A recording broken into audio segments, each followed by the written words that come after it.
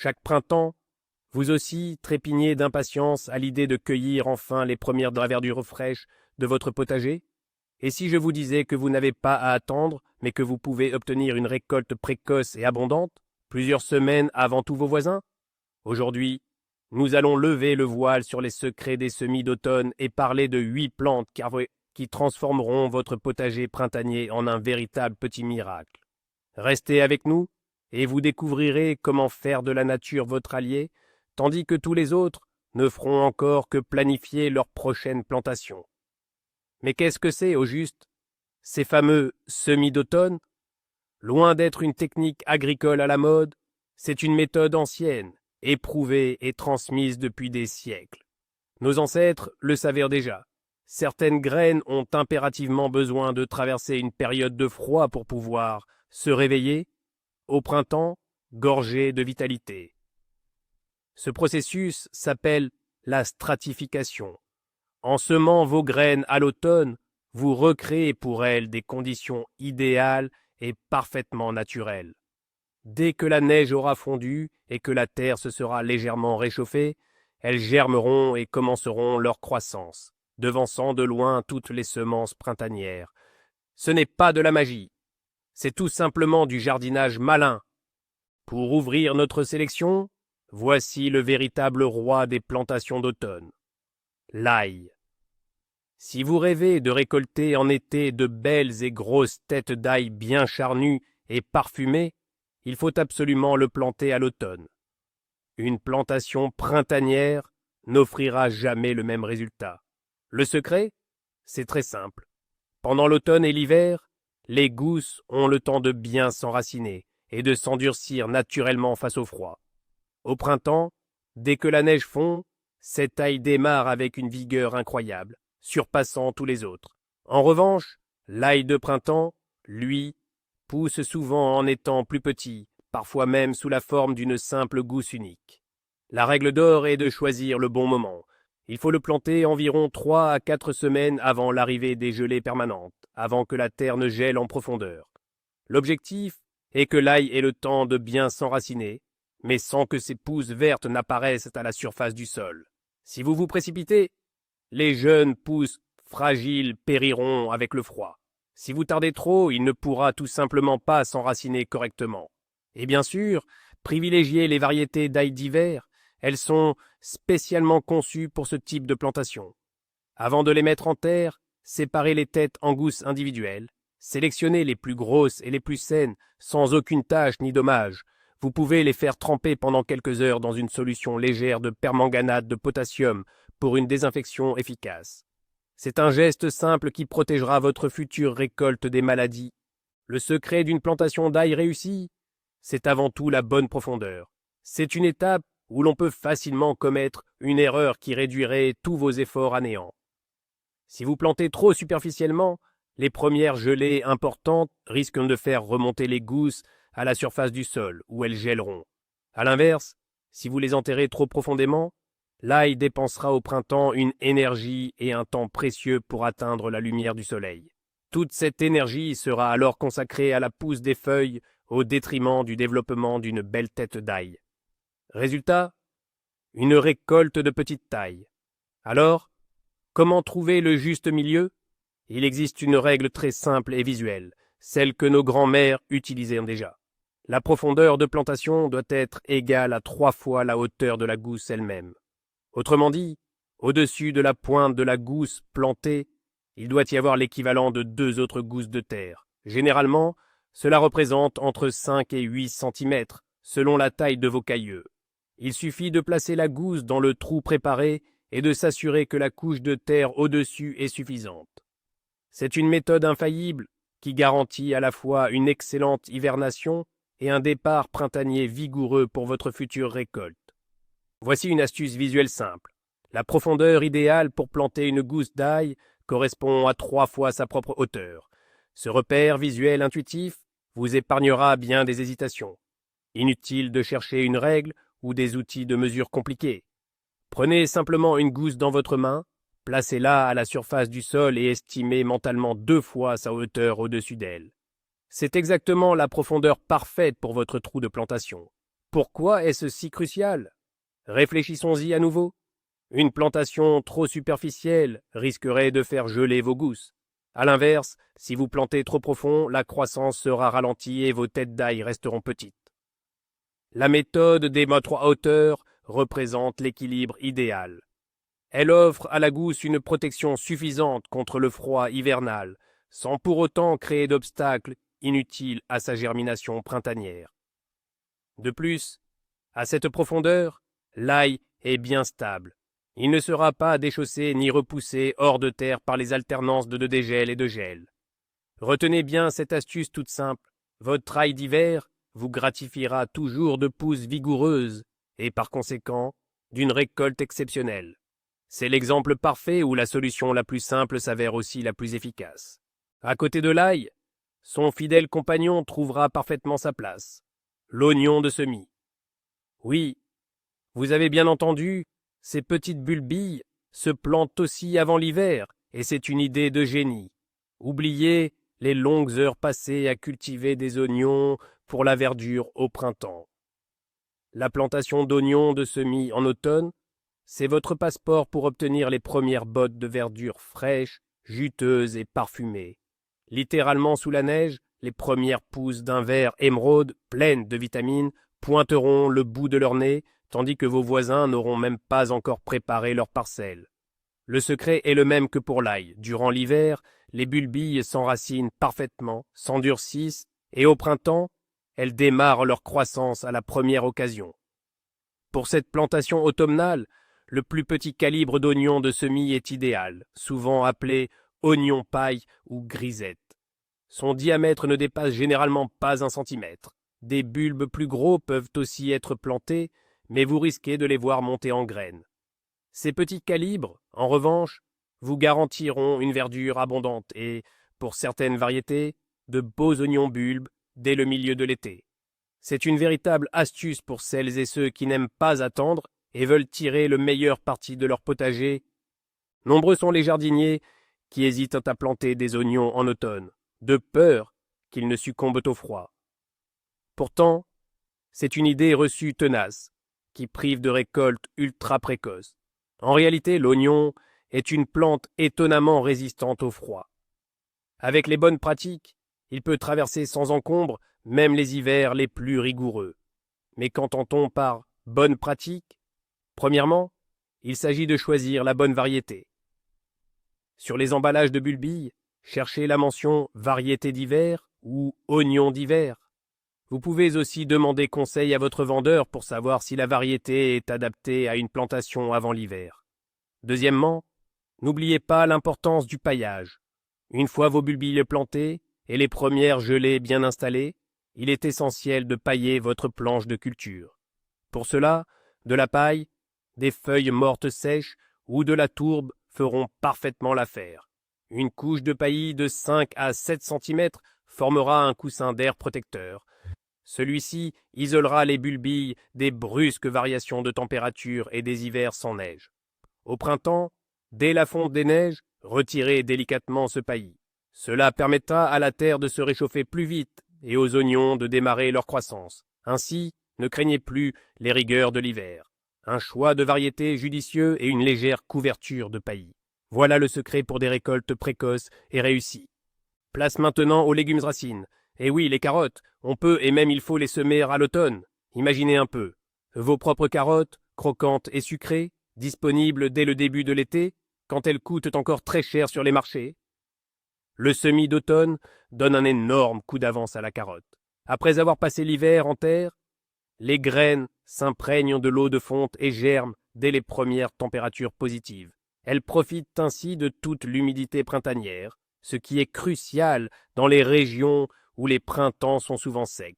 Ainsi, vous obtenez une récolte 2 à 3 semaines plus tôt qu'avec un semis de printemps. De plus, les carottes issues de ces semis endurcis par l'hiver sont non seulement plus juteuses et sucrées, mais aussi beaucoup moins sensibles aux attaques de la mouche de la carotte. En effet, lorsque l'insecte fait son apparition massive, les racines sont déjà bien développées et plus robustes. Le seul bémol, ces carottes ne sont pas destinées à une longue conservation hivernale. Mais pas de panique. Elles n'auront pas le temps de s'abîmer chez vous. Elles seront dévorées en priorité, comme la friandise estivale la plus attendue. C'est la méthode idéale pour s'offrir des vitamines fraîches et précoces directement du jardin. Il y a un aspect essentiel à prendre en compte pour réussir le semis de carottes avant l'hiver. Premièrement, privilégiez exclusivement les variétés précoces ou semi-précoces. Les variétés tardives n'auraient tout simplement pas le temps de développer des racines de taille optimale sur une période aussi courte. Recherchez sur les emballages des mentions comme récolte primeur, précoce ou spécifiquement adaptée aux semis d'automne. Par exemple, la Nantaise 4 ou la Vitaminaia 6. Deuxièmement, il est conseillé de semer un peu plus de graines que ce que vous feriez habituellement au printemps. Augmentez la densité de semis d'environ 20 à 25%. C'est une mesure de précaution indispensable. L'hiver étant ce qu'il est, une partie des semences pourrait ne pas survivre aux fortes gelées ou aux intempéries. Un semis plus dense compensera les pertes éventuelles et vous obtiendrez au printemps des levées régulières et homogènes. Une fois que les plantules seront suffisamment développées, vous pourrez toujours les éclaircir pour ne conserver que les sujets les plus robustes et vigoureux. Ce petit supplément de semences est la garantie d'une récolte précoce et généreuse, alors ne lésinez pas sur cette étape. Et si la première touche de verdure de la saison venait égayer votre table, le persil bien sûr, la germination de ces graines est réputée pour sa lenteur. En effet, la forte teneur en huiles essentielles de ces graines retarde considérablement leur croissance printanière. Il n'est pas rare d'attendre 3 voire 4 semaines avant de voir apparaître les premières pousses. Durant cette période, maintenir le sol humide et lutter contre les mauvaises herbes devient vite une tâche fastidieuse. Heureusement, le semis d'automne, avant les premières gelées, règle cette question une fois pour toutes. Durant les longs mois d'hiver, les eaux de pluie et de fonte lessivent naturellement les huiles essentielles des graines. Ainsi, dès les premiers réchauffements du sol, le persil germe de manière homogène et vigoureuse. Vous obtiendrez des touffes de persil luxuriantes et parfumées, bien avant celles semées au printemps. Que ce soit le persil plat, frisé ou même le persil racine, cette méthode est parfaitement adaptée. Imaginez un peu cueillir les premières 2 branches pour un barbecue ou une salade alors que les potagers des voisins sont encore tristement vides. C'est non seulement un délice pour les papilles, mais aussi une fierté de savoir que l'on a su utiliser astucieusement les cycles de la nature à son avantage. Le semis d'automne, c'est vraiment le secret des jardiniers impatients et des amateurs de verdure fraîche. Le persil est d'une robustesse étonnante face au froid. C'est l'une des plantes les plus résistantes au gel de notre potager. Son système racinaire hiverne parfaitement en pleine terre, et même les plants adultes parviennent à passer la saison froide pour nous offrir une verdure précoce dès le printemps. Et que dire des graines? Elles bénéficient d'une préparation idéale à la germination directement dans le sol. Fini les trempages, les germinations forcées et autres manipulations complexes qu'on utilise souvent au printemps pour hâter la levée. La nature s'occupera de tout pour vous. Contentez-vous de préparer votre planche de culture à l'automne, de tracer de légers sillons d'environ 1 à 1,5 cm de profondeur et d'y semer les graines. Il est essentiel de les semer dans une terre déjà légèrement gelée ou bien refroidie pour éviter qu'elles ne germent avant l'arrivée de l'hiver. Recouvrez ensuite d'une fine couche de terreau sec ou de tourbe préparée à l'avance. Et c'est tout. Le reste n'est plus qu'une question de temps et du soleil printanier. Croyez-moi, quand vous verrez au début du printemps ce tapis émeraude de jeunes pousses de persil, vous ne voudrez plus jamais le semer au printemps. C'est simple, efficace et d'une praticité inégalée. Après le persil, voici l'aneth. Son cousin aromatique est tout aussi apprécié. La situation est très similaire pour cette plante. Ces graines contiennent elles aussi des huiles essentielles qui ralentissent leur germination. En semant l'aneth à l'automne, vous obtiendrez une récolte exceptionnellement précoce et parfumée, idéale pour vos salades fraîches, l'okrochka ou les concombres mal au sol. De plus, l'aneth cultivé de cette manière se montrera plus vigoureux et buissonnant. Il profitera de toute l'humidité disponible après la fonte des neiges pour développer rapidement sa masse verte avant que le soleil printanier ne devienne trop ardent. En effet, l'ânette, comme de nombreuses autres herbes aromatiques, n'apprécie guère la chaleur et, sous des températures élevées, il a tendance à monter rapidement en graines, c'est-à-dire à fleurir. Le semis sous l'hiver permet de déjouer cette particularité. Vous aurez ainsi le temps de cueillir le gros de votre récolte de jeunes pousses tendres avant l'arrivée des fortes chaleurs estivales. C'est la solution parfaite pour avoir de l'ânette frais sur votre table du début du printemps jusqu'à l'été. Car après cette première récolte, l'emplacement libéré pourra être ressemé pour une nouvelle fournée. Lors du semis d'ânette, il est absolument essentiel de ne pas enterrer les graines trop profondément. Sinon, elles auront tout simplement du mal à percer la surface du sol au printemps.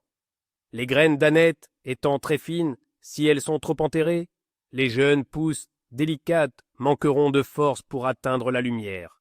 La profondeur optimale n'est que d'1 cm, 1,5 cm au maximum. Concrètement, il suffit de les recouvrir très légèrement de terre. Comment s'y prendre correctement? Préparez votre planche de culture à l'avance, pendant que la terre est encore bien meuble, tracez des sillons à la profondeur requise, attendez que de légères gelées fassent prendre une fine croûte à la surface du sol. Ensuite, dispersez simplement les graines dans ces sillons, puis recouvrez-les d'une terre sèche et friable que vous aurez préparée au préalable et conservée au chaud, par exemple dans un abri de jardin. Il est impératif de ne surtout pas tasser ni arroser les semis. Cela risquerait de créer une croûte de glace que les jeunes pousses ne parviendraient pas à traverser. Légèreté et aération, voilà les clés du succès pour un semis d'ânette d'hiver. Et les épinards? Cette culture est tout simplement idéale pour une plantation automnale. Les épinards sont de véritables champions de la résistance au froid. Leurs jeunes pousses peuvent supporter des gelées allant jusqu'à -6 °C. Mais ce qu'ils détestent absolument, c'est la chaleur et les longues journées. Lors d'un semis printanier, on constate souvent que, avant même d'avoir développé une belle rosette de feuilles, les épinards montent rapidement en graines, ce qui met fin à la récolte. Les feuilles deviennent alors petites et fibreuses. Le semis d'automne résout entièrement ce problème. En germant tôt au printemps, quand les jours sont encore courts et que la météo est fraîche, les épinards consacrent toute leur énergie à la formation de feuilles juteuses, tendres et larges. Vous pourrez ainsi effectuer plusieurs récoltes complètes avant l'arrivée des chaleurs estivales. C'est le moyen le plus fiable de profiter au maximum de cette culture ultra vitaminée. Alors, si vous aimez les épinards, n'hésitez pas à tenter le semis d'automne. En semant vos épinards à l'automne, vous éviterez leur montée en graines précoces et profiterez de feuilles tendres et juteuses. C'est l'atout majeur de la culture automnale. Tout repose sur la biologie de cette plante. L'épinard est une plante de jour court. Dès que la durée du jour dépasse les 14 heures, cela déclenche chez lui le signal de la reproduction, c'est-à-dire la floraison. Lors d'un semis printanier, ce seuil est atteint très rapidement. Avec un semis d'automne, la donne est différente. La plante peut ainsi se développer activement en avril et mai, lorsque les journées sont encore relativement courtes. C'est précisément à ce moment-là qu'elle développe une rosette de feuilles généreuses et bien fournies, celle pour laquelle nous la cultivons. Vous obtenez une récolte de la qualité désirée, des feuilles larges, charnues et délicates, parfaites pour vos salades, smoothies ou plats cuisinés. Et la fameuse montée en graines ne sera plus qu'un mauvais souvenir. C'est une façon d'adapter le cycle de vie de l'épinard à vos besoins, en tirant parti des conditions climatiques naturelles. C'est ça, le jardinage intelligent en action. Passons au légume le plus rapide, le radis. Vous serez peut-être surpris, mais il est tout à fait possible de le semer dès l'automne. Le semis pré-hivernal du radis est une garantie de succès quasi total, particulièrement dans les régions méridionales et tempérées. Au printemps, le radis souffre fréquemment du manque d'humidité et des attaques de l'altise des crucifères, un ravageur capable de détruire toutes les jeunes pousses en quelques jours. En optant pour un semis automnal, nous contournons ces deux problèmes. Les semences profitent au maximum de l'eau de fonte, les radis poussent rapidement, deviennent juteux et sans creux, et au moment où l'altise vorace se réveille, vos radis auront déjà développé des feuilles suffisamment robustes pour ne plus être à la portée de ce nuisible. Résultat, vous récoltez des radis propres, gros et croquants, 2 à 3 semaines plus tôt que d'habitude. C'est une excellente façon d'inaugurer la saison des légumes frais directement de votre potager. Imaginez un peu votre première salade printanière, agrémentée de radis de votre propre culture, et non de ceux du supermarché. Rien que pour ça, l'expérience vaut vraiment le détour. Mais pour les radis, le secret, c'est le bon moment.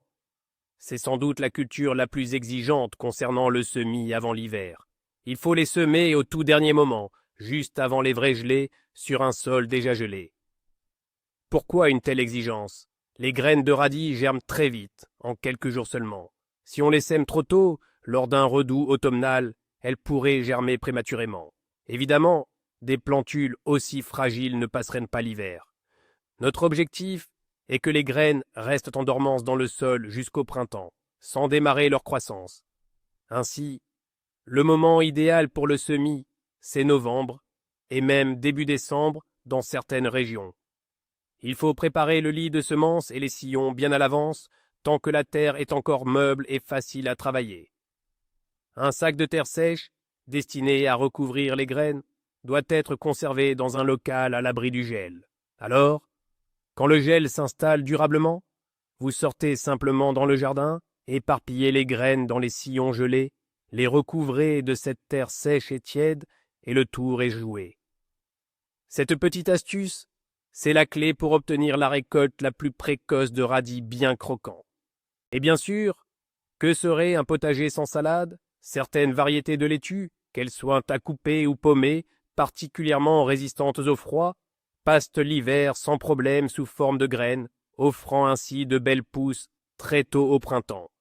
Pour un semis d'automne, des variétés comme la laitue de serre de Moscou, la jaune de Berlin ou l'iceberg sont idéales. Ces variétés sont génétiquement robustes face au froid et ne montent pas facilement en graines, même par temps frais printanier. Le principe est le même que pour les autres légumes de verre. Les graines subissent une stratification naturelle, profitent de l'eau de fonte et germent dès que les conditions le permettent. Vous récoltez ainsi les toutes premières feuilles pleines de vitamines pour vos sandwichs et salades, à un moment où il est encore bien trop tôt pour songer au semis de printemps. C'est particulièrement avantageux pour ceux qui n'apprécient pas de s'occuper des semis de laitue en intérieur. Le semis d'automne est une méthode simple et fiable pour vous assurer une récolte de verdure avec un minimum d'effort. Il vous suffit de semer les graines en automne et au printemps, vous n'aurez plus qu'à venir récolter. Au printemps, vos salades germent uniformément et rapidement, vous offrant ainsi les premières vitamines fraîches directement du potager. Contrairement aux semis de printemps, où la levée peut être irrégulière à cause du dessèchement de la couche superficielle du sol, les semis effectués avant l'hiver exploitent au maximum l'humidité accumulée durant la saison froide. Le sol, imprégné par l'eau de la fonte des neiges, offre des conditions parfaites pour la germination des graines. Les jeunes pousses émergent en masse, uniformes et vigoureuses. Il ne vous restera plus qu'à les éclaircir au moment opportun.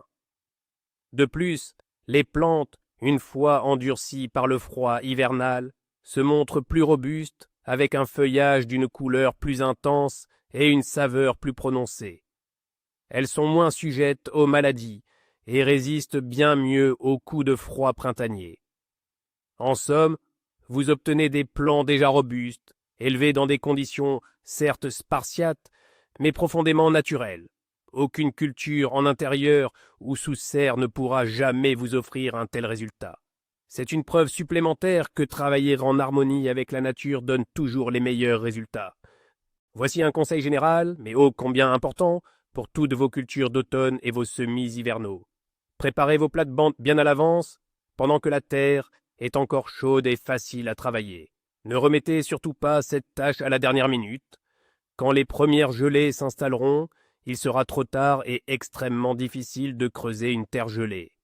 En septembre ou octobre, une fois la récolte principale terminée, Choisissez pour vos semis d'automne l'endroit le plus haut et le plus ensoleillé de votre potager.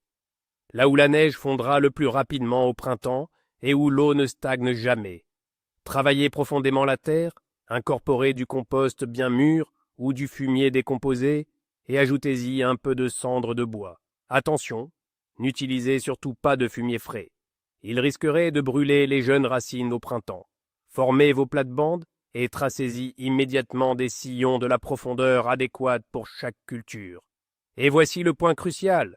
Préparez à l'avance plusieurs seaux de terreau sec et léger. Cette terre devra être conservée dans un abri de jardin ou un garage, à l'abri du gel. C'est avec elle que vous recouvrirez vos graines lorsque le moment sera venu de semer, sur une terre déjà légèrement gelée. Cette préparation anticipée est la clé de la réussite. Retenez cette règle d'or. Le semis d'automne consiste à semer dans une terre froide, mais pas encore gelée en profondeur, ou sur une fine croûte de gel. L'objectif principal est que les graines ne germent pas à l'automne. Si vous semez trop tôt, dans une terre chaude et humide, elles croiront que le printemps est arrivé et commenceront à germer en masse. Les premières fortes gelées détruiront ces jeunes plantules fragiles. Ne vous précipitez donc pas. Ne vous fiez pas aux dates du calendrier, mais à la météo.